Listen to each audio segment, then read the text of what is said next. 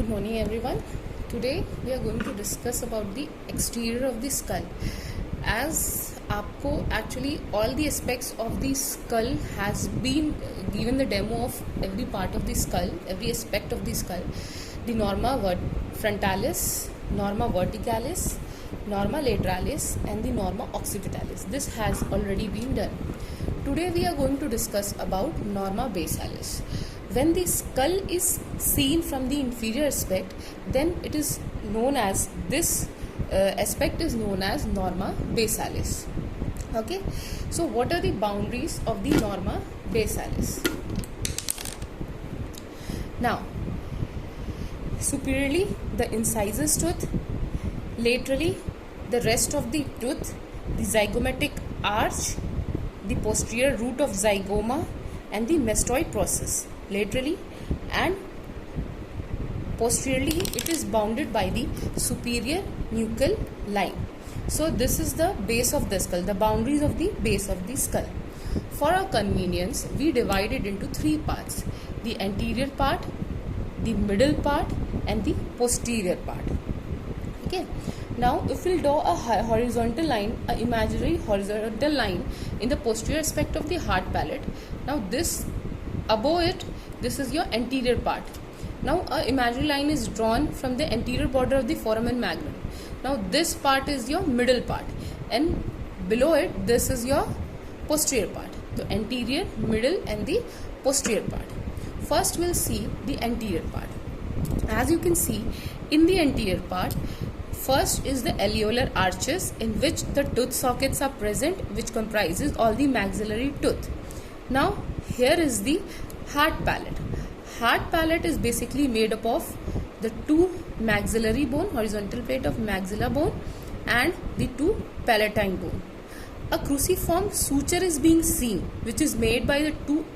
One, this is your intermaxillary suture, interpalatine suture and the palatomaxillary suture. So this is your hard palate. The posterior border of hard palate, in the end it comprises, here it is present a sharp projection is there. This is your posterior nasal spine.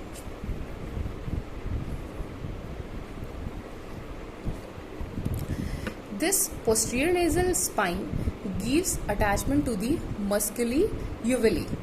Okay, now in the hard palate you can see a opening. This is your incisive fossa, incisive foramen, which in this foramen gives passage to the nasopalatine nerves and the greater palatine vessel.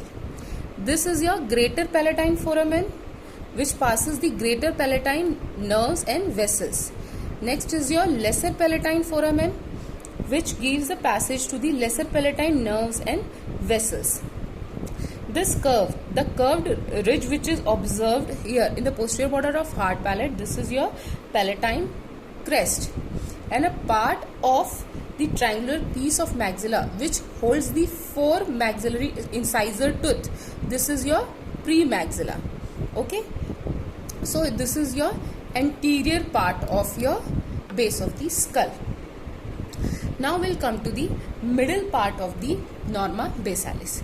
In the middle part of the norma basalis, first we'll see the structures present in the center and second in the lateral part. In the center, first thing which you can see is the posterior nasal aperture. This is the posterior border of vomer. This is the ala of the vomer. Okay, now here two canals are present. It is not seen here, but two canals are present. It can be focused, right? Now two canals are present here. One is your vomerovaginal canal, which transmits the branches of the pharyngeal nerves and vessel, and here one it is the palatovaginal canal, which transmits the pharyngeal branches of the pterygopalatine ganglion. Okay, and the third pharyngeal branch of the third part of maxillary artery. Okay, now you can see a bar of bone. This bar of bone behind this ala of the vomer. In this you can see a projection is here. This is your pharyngeal tubercle. This pharyngeal tubercle gives attachment to the highest fibers of the superior constrictor and pharyngeal raphe. Okay, below it, here nearby this, here gives the attachment of the longest capitis and the rectus capitis anterior. Okay.